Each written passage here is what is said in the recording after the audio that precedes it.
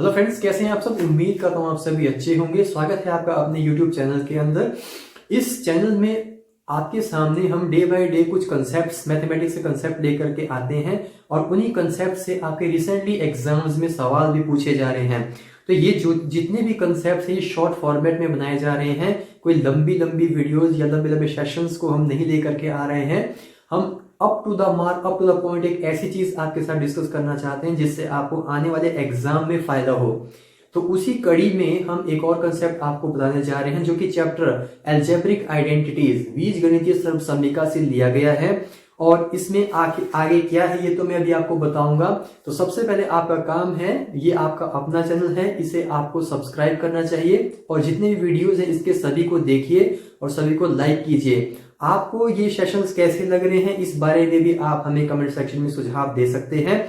और इस चैनल की जितनी भी नोटिफिकेशंस है या कब क्लास होती है कब नहीं होती है, क्या इसका स्टडी मटेरियल है, इन सभी को पाने के लिए आपको टेलीग्राम का लिंक डिस्क्रिप्शन बॉक्स में उसे फॉलो करना होगा। आप सीधे टेलीग्राम चैनल पर पहुंचेंगे, वहां से आप हमारे चैनल की हर एक चीज की एक्टिविटीज को देख सकते हैं और कंटेंट को एक्सेस कर सकते हैं, पीडीएफ भी डाउनलोड कर सकते हैं। ठीक है फ्रेंड्स, तो आपका सपोर्ट चाहिए, वीडियो को शेयर किया कीजिए और चैनल को सब्सक्राइब करना ना भूलिए। आइए हमारा जो कंसेप्ट है, आइए उसके ऊपर आते हैं। तो कंसेप्ट कहता है कि भाई a का क्यूब प्लस b का क्यूब प्लस c का क्यूब माइनस 3abc ये किसके बराबर होता है। तो आप बोलेंगे ये होता है a plus b plus c के बराबर, और उसके बाद a का स्क्वायर प्लस b का स्क्वायर प्लस c का square minus first two ab minus second two bc minus ca। a cube plus b cube plus c cube minus 3abc इसके बराबर होता है। याद के सभी के पहले तीनों को प्लस कर दो, ब्रैकेट में फिर तीनों को स्क्वायर में ले लो, माइनस लगाओ ab bc ca। ये आपका एक सूत्र होता है। इसका एक और रूप भी होता है, इसी चीज को एक और रूप में लिखा जाता है जिसे कहते हैं 1/2 a plus b plus c, 1/2 a plus b plus c और ब्रैकेट में a माइनस b का होल स्क्वायर, क्या पहले दो का। अगर यहां पे मैं दूसरा ब्रैकेट लगा देता हूं आपके लिए, फर्स्ट टू का माइनस में स्क्वायर कर लो होल का, फिर प्लस लिखो, फिर second two b minus c घटा के लिखना है, फिर आगे c माइनस a और साथ में क्या लगा दो स्क्वायर। आई होप आपको ये चीज समझ आ चुकी होगी। समझने वाली बात तो इसमें कुछ नहीं है, सिंपल सा मैंने आपको ये बताया कि a cube plus b cube plus c cube minus 3abc किसके बराबर होता है, a plus b plus c, a square plus b square plus c square minus ab minus bc minus ca। दूसरा रूप 1/2 a माइनस b का whole square, b minus c का whole square, c minus a का whole square इसके बराबर होता है। अब हमेशा इस बात को ध्यान रखना, यदि किसी भी सवाल के अंदर अगर आपको ये चीज कोई पूछता है, बताओ a plus b plus a का क्यूब प्लस b का क्यूब प्लस c का क्यूब माइनस 3abc किसके बराबर होगा, यदि a प्लस b c 0, आप नहीं समझ रहे।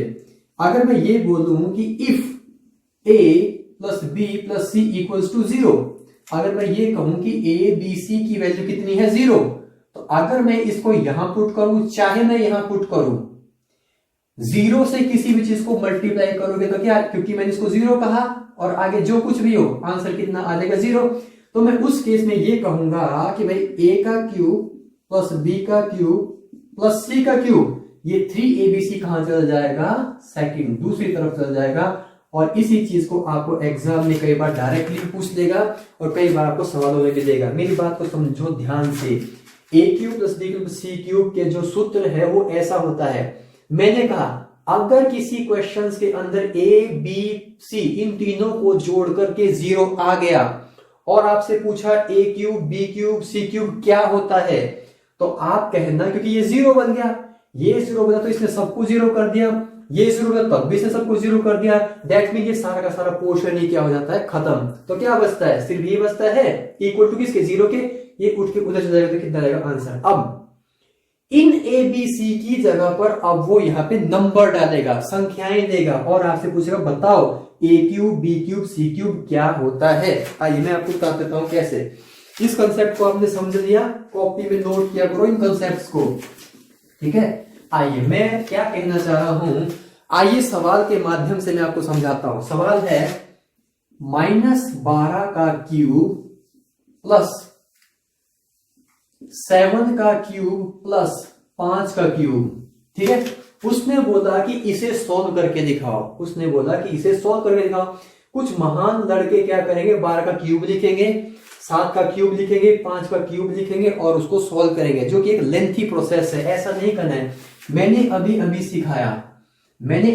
सिखाया, यदि इन तीनों को जोड़ करके 0 आ गया तो इस क्वेश्चन का आंसर कितना होगा, सिर्फ 3ABC। अब देखो ध्यान से, 7 और 5 12, 12 में से 12 घटे कितना, 0। इनको भूल जाओ थोड़ी देर के लिए। 12 में से 12 कितने बचे, 0। दैट मीन्स यहां पर A plus B plus C का सम कितना आ रहा है, 0। अभी समझाया था, अगर A plus B plus C 0 हो तो A cube plus B cube plus C cube कितना होता है, 3ABC। तो बस सवाल खत्म। 3A की वैल्यू कितनी है, -12, B की वैल्यू कितनी है, 7 और C की वैल्यू कितनी है, 5। इस चीज को सॉल्व कर लो और ये आपके सवाल का क्या आ जाएगा, आंसर। तो कर दो इसको सॉल्व। 12 की कितना हो गया, माइनस का 36 और 7 पंजी कितना हो गया, 35। 36 इंटू 35 कर लीजिए, ठीक है। 36 इंटू 35 करो फटाफट। 30 18 18 10 कितना आ गया, ये आ गया 1260। नेगेटिव 7 में तो आंसर कितना हो गया, -1260।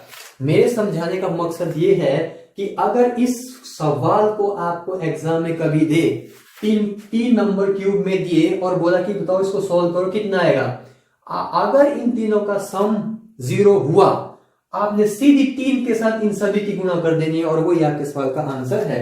एक और सवाल देख लेते हैं, सवाल दिखाएंगे जरा, एक और सवाल दिखाएंगे जरा मुझे एक बार। नेक्स्ट, हाँ एक और सवाल है, देखिए 28 का क्यूब प्लस -15 का क्यूब प्लस -13 का क्यूब। भाई ये सवाल को सॉल्व करना, ये भी वैसे ही सवाल है। अब 28 का क्यूब आप कर लेंगे, नहीं कर पाएंगे। पहले ये देखो क्या इन सभी को जोड़ने पर 0 आ रहा है, जी हाँ। 15 और 13 28, 28 में 28 के 0, यानी इस सवाल का आंसर कितना है, 3 इंटू 28 इंटू कितना, 13। इस चीज को आपने क्या कर लेना है, सॉल्व कर लेना है और यही आपके सवाल का आंसर है। तो सॉल्व कर लोगे अब कि वो भी करना पड़ेगा, ठीक है फ्रेंड। तो मैं आपको ये समझाना चाहता हूं कि इन टाइप के सवालों को कैसे किया जाता है। क्यूब में जब भी इस प्रकार का सवाल आपको दे तो समझ लेना, अगर इनको जोड़ करके 0 आया तो आपको 3 के साथ इन तीनों की गुणा कर देनी है और आपके पास आंसर आ जाएगा। आप बोलेंगे सर अगर 0 नहीं आया तो ऐसा, तो फिर ये तो फिर कैलकुलेटिव सवाल बन जाएगा। आपके एग्जाम में कैलकुलेशन थोड़े मांग रहा है, आपके एग्जाम में वो ये देखना चाहता है कि आपको स्मार्ट वर्क पता है कि नहीं है, आपको कंसेप्ट पता है कि नहीं है। तो कंसेप्ट ही तो सिखा रहा हूं, ये सीरीज ही तो कंसेप्ट के ऊपर है। तो ऑब्वियसली अगर 3 के फॉर्मेट में क्यूब का सवाल आएगा तो ऐसा होगा ही होगा कि इन तीनों को जोड़ करके 0 बनेगा और 3 की गुणा कर देना, आपका आंसर आपके सामने होगा। कमेंट सेक्शन में आप आंसर करेंगे, इस प्रकार के और भी सवाल आपके सामने होंगे तो आप उसे कर पाएंगे। और हमेशा याद रखना कि अगर A plus B plus C 0 हुआ, हमेशा याद रखना A का क्यूब प्लस B का क्यूब प्लस C का क्यूब हमेशा कितना होता है, 3ABC। बस इसने A B C की जगह पर ही तो वैल्यूज रखी है, मैंने भी तो वही किया। ये हमेशा याद रखना। ये आपसे डायरेक्टली भी फॉर्मूला पूछ सकता है और ऐसे नंबर के फॉर्मेट में सवाल बनाकर भी आपसे पूछ सकता है। आपको सेशन कैसा लगा इसके बारे में हमें जरूर बताइए, ठीक है फ्रेंड। आपको समझ आ रहा है या नहीं आ रहा इसके बारे में भी बताइए, ठीक है फ्रेंड। तो आज के लिए इतना ही, कल आपसे दोबारा मुलाकात करें किसी अन्य कंसेप्ट के साथ। तो आज के लिए धन्यवाद। जय हिंद, जय भारत।